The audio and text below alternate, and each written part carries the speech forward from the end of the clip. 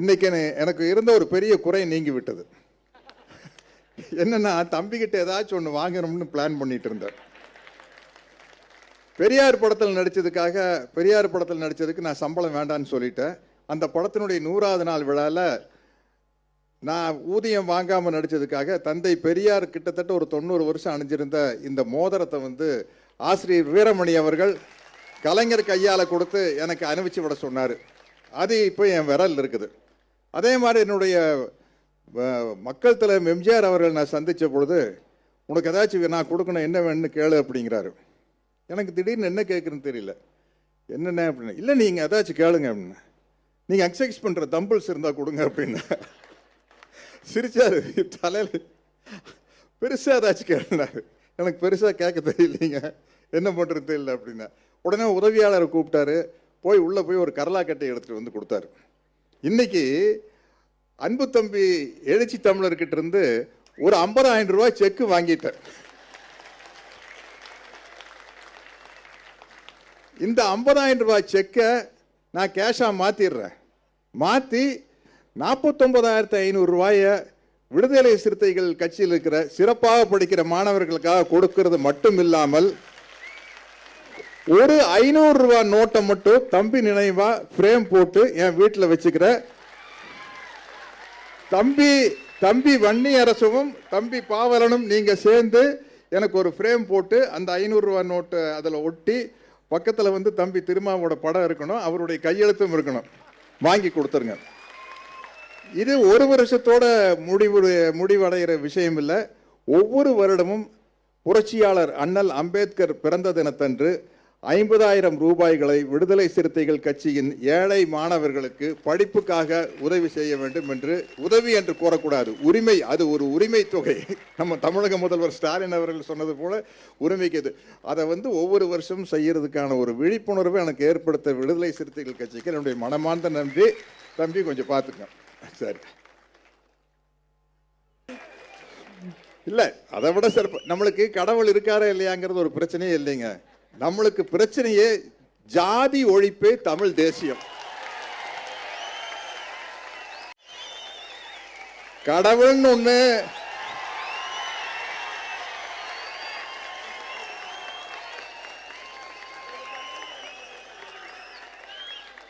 ஜாதியை வச்சுட்டு தமிழ் தேசியம் எப்படி சாத்தியமாகும்?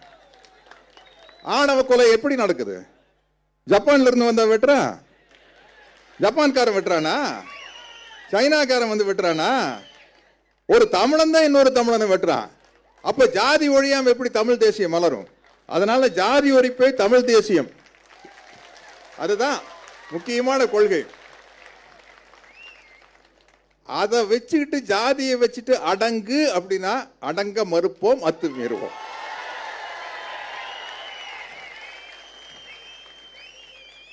உலகத்திலேயே மெஜாரிட்டி நம்புறாங்க பூமியும் நீளம் கடலும் நீளம், வானமும் நீளம் கடலும் நீளம். தப்பா சொல்லிட்டேன். இந்த நீளத்தை அரவணைச்சு போகாம இருக்க முடியாதா? யாரா இருந்தாலும் இனிமே நீளத்தை அரவணைச்சு தான் போகணும். அதனால்தான் இப்ப எங்க பார்த்தாலும் அம்பேத்கர் அம்பேத்கர் அம்பேத்கர் எல்லாரும் தோள் மேல கை போட வேண்டிய நிலைமை வந்துருச்சு. ஆனா எதுக்காக தோள் மேல கை போடுறான்னு நம்ம கேர்ஃபுல்லா இருக்கணும். வாத்தியார் பாட்டு ஒன்று இருக்கு, எம்ஜிஆர் பாட்டு, போயும் போயும் மனிதனுக்கு, அதுல கைகளை தோளில் போடுகிறான் அதை கருணை என்று அவன் கூறுகிறான், பைகளில் எதையோ தேடுகிறான் கையில் பட்டதை எடுத்து ஓடுகிறான், பாயும் புலியின் கொடுமையை இறைவன் பார்வையில் வைத்தானே, இந்த பாழும் பாசிச குணங்களை மனிதன் போர்வையில் மறைத்தானே. இதுதான் உண்மையான விஷயம். இன்னைக்கு இந்த தம்பியினுடைய பெருமை 1990 விசிகா மதுரையில் ஆரம்பிச்சப்போ தந்தை பெரியார் படத்தை போட்டு பெரியாரிஸ்டுகளையும் அம்பேத்கரிஸ்டுகளையும் ஒன்றிணைத்தது தம்பி தான். ஏன்னா இனிமே அந்த பிரிவினை நமக்குள்ள இருக்கவே கூடாதுங்க, இருக்கவே கூடாது. மார்க்ஸ் மகாராஷ்டிராவில் பிறந்திருந்தா அண்ணல் அம்பேத்கரா இருந்திருப்பாரு, அம்பேத்கர் ஈரோட்டில் பிறந்திருந்தா தந்தை பெரியாரா இருந்திருப்பாரு, பெரியார் ஜெர்மன்ல பிறந்திருந்தா மார்க்ஸா இருந்திருப்பாரு. சூழ்நிலை தான் அந்த தலைவர்கள் உருவாக்குது. அதனால இனிமே அந்த பிரிவினையே நமக்கு தேவையில்லை. இன்னைக்கு ரொம்ப பெருமைப்படுற விஷயம், நான் சரியா பேசினேன் இல்லையா தெரியல, லண்டன்ல வந்து புரட்சியாளர் அம்பேத்கர் படிச்சாரு. அநேகமா கேம்பிரிட்ஜ் பல்கலைக்கழகத்தில் தான் படிச்சிருப்பாருன்னு நினைக்கிறேன். அந்த கேம்பிரிட்ஜ் பல்கலைக்கழகத்தில் அம்பேத்கர் அவர்கள் படித்த பல்கலைக்கழகத்திலிருந்து எலூசிவ் டெமோக்ரசி அப்படின்னு அன்பு தம்பி திருமாவை பற்றி ஒரு புத்தகம் வெளியிட்டு இருக்காங்க. அப்போ இவரை ஏன் நம்ம வாழும் அம்பேத்கர்னு சொல்லக்கூடாது?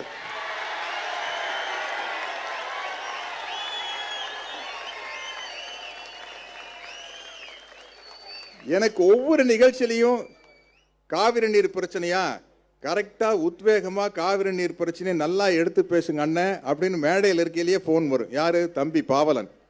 எங்கேயோ ஷூட்டிங்ல இருப்ப, இல்ல விடுதலை சிறுத்தைகள் தம்பி தான் வந்து நல்ல காரியத்துக்கெல்லாம் என்ன அழைச்சிக்கிட்டு போறாங்க. எங்கேயோ ஷூட்டிங்ல இருப்ப, வன்னி அரசுகிட்ட இருந்து போன் வரும், அண்ணே செங்கல்பட்டுல வந்து ஈழ விடுதலைக்கு ஆதரவா மாணவர்கள் உண்ணாவிரதம் இருக்கிறாங்க, கொஞ்சம் போயிட்டு வந்துடலாம் வாங்கன்னு தம்பி வன்னி அரசு தான் கூப்பிட்டு போவார். இப்படி என்னை வழிநடத்தும் ஆசிரியர்களாக தம்பி திருமாவளவன் மட்டும் இல்ல, விடுதலை சிறுத்தைகள் கட்சிகளின் ஒவ்வொரு தொண்டர்களும் இருக்கிறார்கள். அதனால இங்க இருக்கிற ஆயிரக்கணக்கான ஆசிரியர்களுக்கு என்னுடைய நன்றியை முதல்ல நான் தெரிவிச்சுக்கிறேன். எனக்கு மிகப்பெரிய பெருமைகளை தம்பி ஏற்படுத்தி கொடுத்திருக்காரு. விசிக அலுவலகத்தில் இடஒதுக்கீடு புரட்சியாளர் என்ன சொல்றது, அவரை வந்து மனிதநேய மாண்பாளர்னு சொல்லலாம். விபி சிங் அவர்களுடைய படத்தை திறந்து வைக்கிற வாய்ப்பை தம்பி எனக்கு கொடுத்தாரு. அதே மாதிரி விடுதலை புலிகளின் தலைவர் மேதகு பிரபாகரன் அவர்களின் படத்தை திறந்து வைக்கும் ஒரு வாய்ப்பை தம்பி தான் எனக்கு கொடுத்தாரு. அதுவும் விசிக அலுவலகத்தில் தான். எனக்கு என்னன்னா, இங்க வந்து பேசினாரு தம்பி ஒருத்தர், கடவுளை பற்றி சொல்லுங்க அப்படின்னு. அழகான ஒரு பஞ்சு டயலாக் தந்தை பெரியார் சொன்னதுதான். பெரியார் கிட்ட போய் கேட்டாங்க, ஏனுங்கய்யா ஆத்திகத்துக்கு நாத்திகத்துக்கு என்னங்க வித்தியாசம்னு கேட்டாங்க. ஒரு பதில் சொன்னாரு, இப்போ நீங்க கோயில்ல கடவுள் சிலைக்கு முன்னாடி உண்டியல் வைக்கிறீங்க இல்லைங்களா, அதுக்கு பேர் ஆத்திகங்க. அந்த கடவுளையே நம்பாம அந்த உண்டியலுக்கு பூட்டு போடுறீங்க பாத்தீங்களா, அதுதானுங்க நாத்திகம். மேட்டர் ஓவர் சாப்டர் ஓவரா? அது மாதிரி தந்தை பெரியார் மாதிரி போட்டு வாங்குற ஆளு யாருமே இருக்க முடியாதுங்க. அவரு ஏதோ ஒரு கார் போயிட்டு இருந்தப்ப ரிப்பேர் ஆயிருச்சு. அங்க ஐயா பார்த்தா தெரியுமில்ல, தாடி எல்லாம் வச்சுட்டு இருந்தாரு. ஒரு தம்பி வந்து, ஐயா நீங்க பெண் விடுதலைக்காக, சமூக நீதிக்காக, ஜாதி ஒழிப்புக்காக எல்லாம் போராடுறீங்க, ரொம்ப மகிழ்ச்சிங்க ஐயா. இருந்தாலும் நாங்க நம்புற கடவுளை போய் நீங்க கல்லுன்னு சொல்றீங்களே, அதுதான் எனக்கு மனசுக்கு ரொம்ப கஷ்டமா இருக்குது அப்படின்னா. அப்படிங்களா? இப்போ எங்கேங்க தம்பி போயிட்டு இருக்கிறீங்க? அவர் கோயம்புத்தூர் பஸ் தான் பேசுவார், கொங்கு தமிழ். எங்க போயிட்டு இருக்கிறீங்க? ஐயா நான் இந்த கோயிலுக்கு தான் போயிட்டு இருக்கேன். சரி நானும் கூட வரேன் வாங்க அப்படின்னு போயிருக்கார். போய் உள்ள மணி அடிச்சுட்டு எல்லாம் இந்த பிரசாதம் எல்லாம் கொண்டு வந்திருக்காங்க.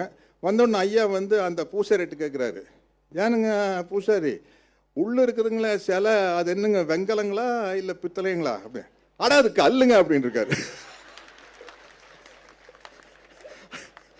பாருங்க, அவரே கல்லுன்னு சொல்லிட்டாரு, நீங்க என்ன போய் திட்டுறீங்களே. அவரை பொறுத்த வரைக்கும், ஐயாவை பொறுத்த வரைக்கும் இருக்கா இல்லையாங்கிறது பிரச்சனையே இல்லைங்க. ஜாதி ஒழியணும், ஜாதி ஒழியணும், அதுதான் அவருக்கு முக்கியம். அதற்கு தடையா இருக்கும் கடவுள் என்ற கற்பனை கருத்தியலை மறுக்கிறார். ஏன்னா அது ஒரு ஆளா இருந்தா ஓப்பனா தெரிய எதிர்த்து போராடலாம். அது வந்து ஒரு உருவகப்படுத்தப்பட்ட ஒரு மாயையான கற்பனை, அவ்வளவுதான். அதனால இங்க வந்து அதை முதல்ல எடுத்தோம்னா தான் முடியும். இப்போ அதை வச்சு தானே எல்லா வித்தையும் காட்டிக்கிட்டு இருக்கிறாங்க. ஆனால் அந்த வித்தையை தமிழ்நாட்டுக்குள்ளே காட்ட முடியாது. நாங்கள் எல்லாம் பண்ணுவோம், கோயிலுக்கு போவோம், பிரசாதம் வாங்கி சாப்பிடுவோம். எனக்கு வந்து அவ்வளவு டேஸ்டாக இருக்குது. உடுமலைப்பேட்டையில எங்கள் மச்சான் தான் அங்கே எல்லாம் கோயில் தர்மகர்த்தா வேணுமோ, அங்கே இந்த பொங்கல் கெங்கல் வடகடையெல்லாம் சூப்பராக இருக்கும். எல்லாம் வாங்கி சாப்பிட்டு வெளியே வந்து சாதி மறுப்பே தமிழ் தேசியம் பேசிட்டு வந்துடும். அதனால தயவு செய்து நீங்க எங்களை ஏமாத்துறதா நினைச்சிட்டு எங்ககிட்ட நீங்க ஏமாந்துடாதீங்க. அதுதான் பிரச்சனை. உங்களை பார்த்தா பாவமா இருக்குது. நீங்க என்ன நினைச்சிட்டு இருப்பீங்க, ஆஹா நம்ம வந்து ஒரு முருகனுக்காக ஏதோ ஒரு விழா நடத்தி இவங்களை எல்லாம் ஏமாத்திட்டோம்.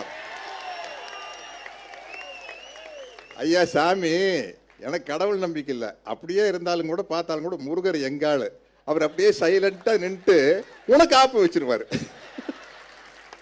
நீ அவர் பேர்ல எங்களுக்கு ஆப்பு வைக்கிறான்னு பாக்குற, அவர் உனக்கு ஆப்பு வச்சிருவாரு. அதனால இந்த தமிழ்நாடு இன்னைக்கு இந்த அளவுக்கு முன்னிலையில் இருக்கிறது என்றால் அதற்கு தந்தை பெரியாருடைய சிந்தனைகளும் அம்பேத்கருடைய சிந்தனைகளும். பெரியார் அவர்கள் ரஷ்யா போயிட்டு சொன்னாரு, பொருளாதாரத்தை பொறுத்த வரைக்குங்க என்னோட பாலிசி கம்யூனிஸ்ட் தானுங்க பேசினார். இந்த படத்திலேயே நானே பேசி நடிச்சுக்கிறேன். பொருளாதாரத்தை பொறுத்த வரைக்குங்க என்னோட பாலிசி கம்யூனிஸ்ட் தானுங்க. ஆனால் முதல்ல ஏழை பணக்கார வித்தியாசம் ஒழியணுமா இல்லை சாதி ஒழியணுமான்னு கேட்டால் நான் முதல்ல சாதி தான் ஒழியணும்னு சொல்லணுங்க. ஏன்னா சரியான வாய்ப்பு கிடைச்சா ஒரு ஏழை பணக்காரன் ஆயிடுவானுங்க. ஆனால் என்னதான் வாய்ப்பு கிடைச்சி பணக்காரன் ஆனாலும் தாழ்ந்த ஜாதின்னு முத்திரவு குத்தப்பட்டவன் ஜனாதிபதியாக இருந்தாலும் கோயிலுக்கு வெளியே தானே உட்காரணும். ஜனாதிபதியாக இருந்தாலும் பார்லிமெண்ட்டுக்குள்ள பூசை பொண்ணையில் வர முடியாதுங்க. இது பெரியார் சொல்ல, இப்போ இது லேட்டஸ்டாக நடந்த விஷயம் இல்லை. அவர் சொன்னது என்னதான் பொருளாதார வசதி வந்தாலும் உன்னை தாழ்த்தப்பட்ட ஜாதியாத்தான் முத்திர குட்டி அமுக்கி வச்சிருப்பா. அதனால முதல்ல ஜாதி தான் ஒழியணும்னு சொன்னாங்க. அதனால அந்த அம்பேத்கர் வழியில், மார்க்சிய வழியில், பெரியாரிய வழியில் நடந்து கொண்டிருக்கும் தம்பி திருமாவளவனின்